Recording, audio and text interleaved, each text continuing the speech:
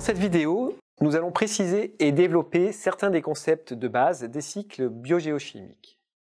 On va voir comment, à l'intérieur d'un réservoir, des échanges peuvent se produire entre différents compartiments, différentes formes de spéciation chimique et ou de spéciation physique que nous allons définir. Nous verrons également comment souvent l'état stationnaire n'est pas respecté pour un élément donné. La plupart des principaux cycles biogéochimiques, comme celui du carbone, pourront être étudiés à différentes échelles.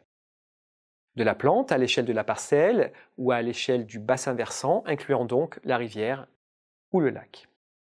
Ces différentes échelles d'observation et d'études peuvent aussi révéler des compartiments au sein d'ensembles. Il va être important de quantifier les échanges entre tous ces compartiments au sein du même système étudié. Au sein de ce que nous avons considéré comme un réservoir unique avec des flux de carbone entrants et sortants, existent des couches ou strates d'eau de température et composition différentes, que ce soit en oxygène, en organismes vivants et bien sûr en carbone. Les échanges de carbone au sein et entre ces différentes couches peuvent se faire notamment par le biais de la photosynthèse et de la respiration, qui entraînent des échanges entre la phase particulière et dissoute, des changements de spéciation chimique, des réactions d'oxydoréduction et acido-basique. De manière plus concrète, dans la couche supérieure du lac où la lumière pénètre, appelée couche euphotique, les organismes autotrophes tels que le phytoplancton vont absorber du carbone sous forme de CO2 et synthétiser de la matière organique via la photosynthèse. Il s'agit de la production primaire. Les organismes hétérotrophes tels que les bactéries, le zooplancton, les poissons vont consommer cette matière organique, en utiliser une partie pour leur croissance, il s'agit de la production secondaire, et en utiliser une autre partie par respiration pour en tirer l'énergie nécessaire à leur métabolisme. Il y a alors reminéralisation du carbone organique en CO2. Lors de la mort des organismes ou par excrétion de matière fécale, une partie du carbone organique particulière va être exportée vers les couches plus profondes du lac par sédimentation due à la gravité.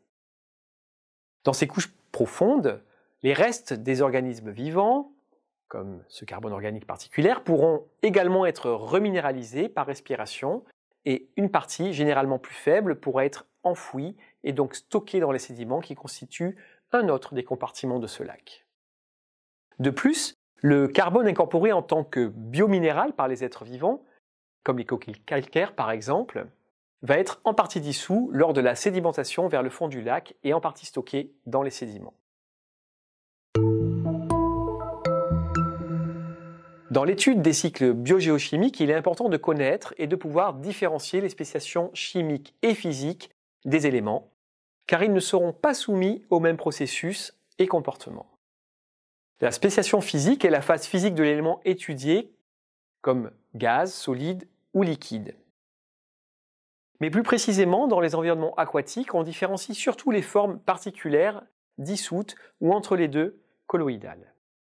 Il existe en effet un continuum de taille entre un élément sous forme vraiment dissoute qui sera uniquement en interaction avec les molécules d'eau et va alors suivre le trajet de la parcelle d'eau dans laquelle il se trouve, comme c'est le cas par exemple des ions sodium dans l'océan.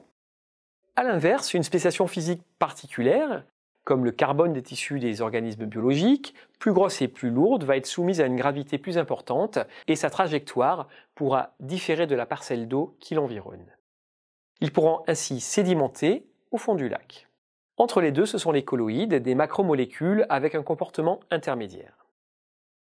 D'un point de vue pratique, ces formes dissoutes et particulières sont séparées par leur taille en filtrant l'eau à un seuil de 0,2 ou 0,4 micromètres juste après le prélèvement.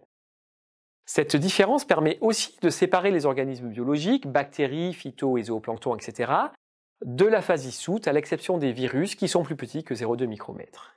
L'étude des colloïdes nécessite des approches plus particulières que nous ne détaillerons pas ici.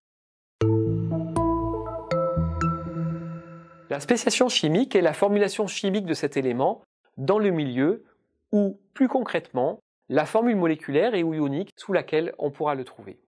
Si nous reprenons l'exemple du carbone, il pourra être sous forme de CO2, gaz dissous, ou de composés organiques comme le glucose, la chlorophylle, mais aussi sous forme ionique comme l'ion bicarbonate HCO3-, etc. Les spéciations physiques et chimiques, des éléments d'intérêt en biogéochimie, sont bien évidemment fortement dépendantes des processus biologiques comme la photosynthèse, la respiration, la calcification, etc. Mais aussi des conditions environnementales du milieu, comme le niveau redox, la température, le pH, la pression, la présence d'eau, etc. Avec l'exemple du carbone dans le lac, nous passons de phénomènes rapides comme la photosynthèse ou la respiration, qui permettent le passage de carbone minéral dissous à organique particulière et son inverse, au stockage d'une partie du carbone dans les sédiments du fond du lac.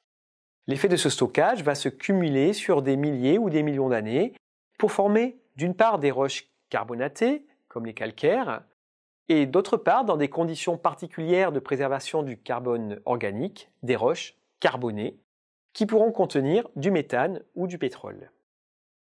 Si l'on reste sur la couche supérieure, la couche euphotique du lac, et l'action des organismes vivant sur ce cycle du carbone, nous allons observer des variations saisonnières plus ou moins marquées en fonction de la latitude, de l'insolation et de la température hivernale, qui permettront de garder une activité biologique ou pas. Les vents permettent, dans certains cas, de mélanger en partie les différentes strates d'eau des lacs et des océans et de faire remonter des nutriments dans les couches supérieures. La saisonnalité a donc une importance capitale pour réaliser des bilans et étudier le cycle d'éléments tels que le carbone. Ces cycles peuvent être stationnaires, c'est-à-dire que les entrées et sorties sont équivalentes pour une période donnée, mais aussi conduire soit à l'accumulation d'un élément, soit à sa soustraction du milieu. Il sera donc important de prendre en compte une période de temps qui rend compte des variations telles que celles liées au cycle des saisons. Ces cycles peuvent également connaître des perturbations liées aux activités humaines, comme l'émission de CO2, l'apport d'engrais azotés aux champs cultivés qui sont transférés jusqu'aux eaux souterraines, aux lacs et aux rivières. Dans la suite du cours, nous travaillerons en particulier sur l'eutrophisation qui peut être déclenchée par cet excès d'apport anthropique d'engrais apportant de l'azote et du phosphore, et l'acidification des océans due à des changements dans le cycle du carbone du fait des émissions de CO2. Nous aurons aussi l'occasion d'aborder plusieurs autres exemples de cycles, de processus, de spéciations physiques et chimiques de différents éléments et à différentes échelles spatio-temporelles.